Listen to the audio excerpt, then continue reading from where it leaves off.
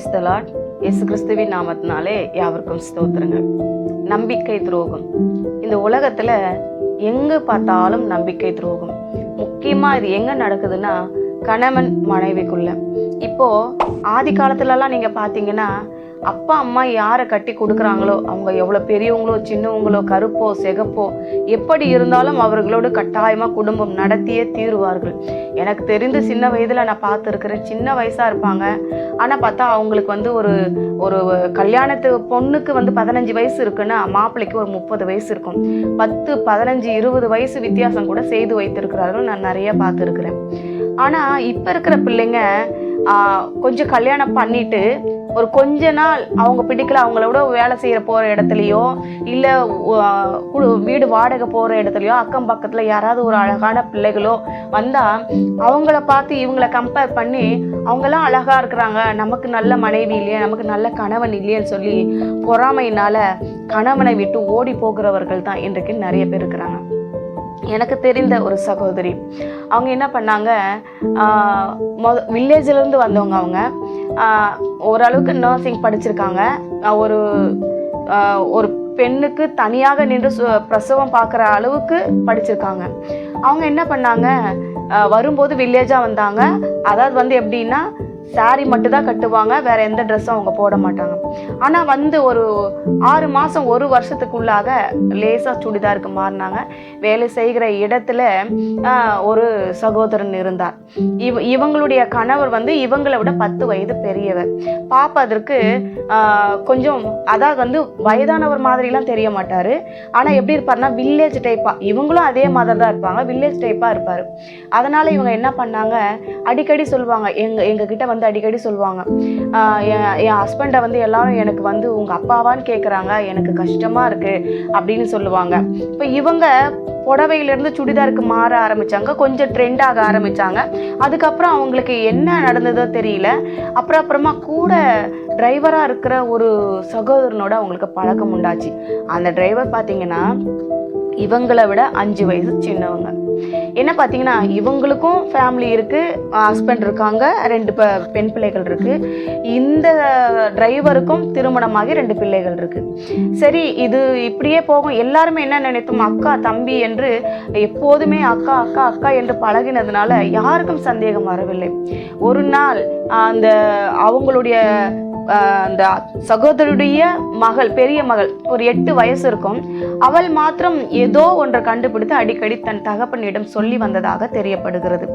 இதை கண்டுபிடித்த ஒரு நாள் கணவர் வந்து மனைவியிடம் கேட்டிருப்பார் போல. இது அநேகருக்கு தெரிய வந்துச்சு. இதனால இருவருக்குள்ளேயும் வாக்குவாதம் ஆச்சு, மனஸ்தாபங்கள் ஆச்சு. இருவரும் பேசாமல் ஒரே வீட்டில் வாழ்ந்து கொண்டு வந்தாங்க. இது வந்து ஒரு பெரிய விஷயமாவே யாரும் எடுத்துக்கல. சரி, கணவன் மனைவிக்குள்ள வெளியில நம்ம கிட்ட பேச்சுக்கு வந்தா நம்ம வந்து பேசுவோம், அவங்களுக்குள்ளே இருக்கும்போது நம்ம அதில் தலையிட வேண்டாம் என்று யாரும் உள்ளே போகவில்லை. கொஞ்ச நாள் கழித்து அந்த சகோதரனுக்கு, இந்த சகோதரனுடைய கணவருக்கு வயிற்றுப்போக்கு ஏற்பட்டது.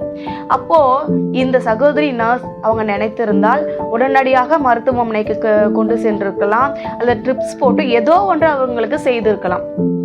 ஆனால் அந்த பெரிய பொண்ணு சொல்லி தான் எங்களுக்கு எல்லாருக்குமே தெரியும் அவங்க வீட்டில் என்ன நடந்தது. இவர் எப்போதுமே வந்து அந்த டயரியா வந்து பாத்ரூமும் கையுமா இருப்பாராம், அப்படியே டயர்டாக இருப்பாராம். இவங்க வந்து அவங்க போய் என்னன்னு பார்க்க மாட்டாங்க, கேட்க மாட்டாங்க, எந்த இதுவுமே பண்ண மாட்டாங்க. இந்த பொண்ணு தான் போய் அப்பா அப்பா எழுந்துருங்க எழுந்துருங்கன்னு சொல்லுவாங்கன்னு சொல்லி நாங்கள் நிறைய கேள்விப்பட்டிருக்கிறோம். பின்னொரு நாள் அந்த சகோதரன் மரித்து போய்விட்டார்.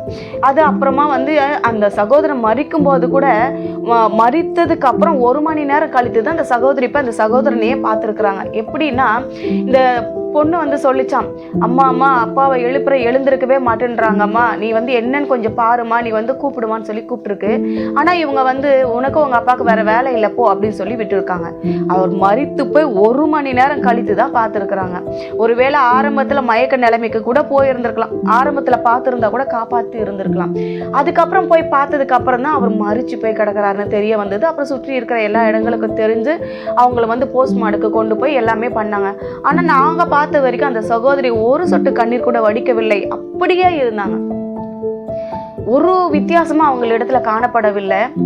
பிற்காலத்துல அந்த அவங்களுடைய பெரிய மகள் வந்து எல்லார் இடத்துலயும் சொன்னா, அழுதுகிட்டே சொன்னா, அப்பா ஏந்திருக்கவே இல்லை, அம்மா கிட்ட வந்து நான் சொன்னேன், அம்மா வந்து பார்க்கவே இல்லை. ரெண்டாவது இவங்க கிட்ட எல்லாரும் கேட்டாங்க, ஏன் சிஸ்டர் நீங்கள் நர்ஸ் தானே, நீங்கள் அவங்கள பார்த்துருக்கலாமே அப்படின்னு கேட்கும்போது, நான் அடிக்கடி அவரை பார்த்துட்டு தான் இருந்தேன், அவருக்கு ஒரு பவுடர் கலந்து கொடுத்தேன், ஆனால் அவருக்கு நிற்கவே இல்லைன்னா உண்மையான கணவர் உண்மையான நேசம் இருந்தால் இவங்க என்ன பண்ணியிருக்கணும், ஹாஸ்பிட்டலுக்குள்ள கொண்டு போயிருக்கணும், இல்லை இவங்களால முடிந்த ஏதாவது செஞ்சுருக்கணும், இல்லை இவங்க கண்டுக்கவே இல்லை.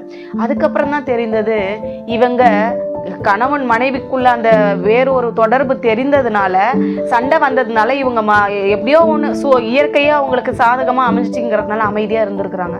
அவர் மறித்து போயிட்டாரு. இவங்க ஊருக்கு போய் 2 மாதம் தான் அவர் அடக்கம் பண்ணிட்டு அந்த ஊரில் இருந்தாங்க. திரும்பவும் அதே இடத்துக்கு வந்தாங்க, அங்கேயே வாடகை இருந்தாங்க. இப்போ திரும்பவும் அந்த சகோதரனோட தொடர்புல தான் இருக்கிறாங்க. பாருங்க, அவங்க ஆண்டவரை அறியாதவங்க, தெய்வ பயம் அவங்களுக்குள்ள இல்லை. அவங்க அது மாத்திரம் இல்லை, கணவனுக்கு செய்த துரோகமும் அவங்களுக்கு பெரிதாகவே தெரியவில்லை. அவங்க ஆசைப்பட்ட, அவங்க விரும்பின அந்த பையன் கூட இன்னைக்கு இருந்துட்டு இருக்கிறாங்க. அந்த பையனுக்கும் ஒரு குடும்பம் இருக்கு, இவங்களுக்கும் அந்த பொண்ணு இருக்காங்க.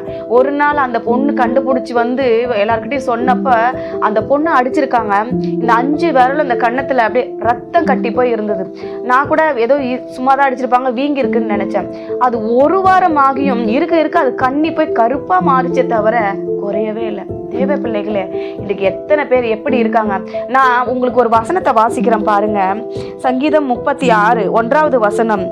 துன்மார்க்கருடைய துரோக பேச்சு என் உள்ளத்திற்கு தெரியும், அவன் கண்களுக்கு முன் தெய்வ பயம் இல்லை. எப்படி சொல்லுகிறது?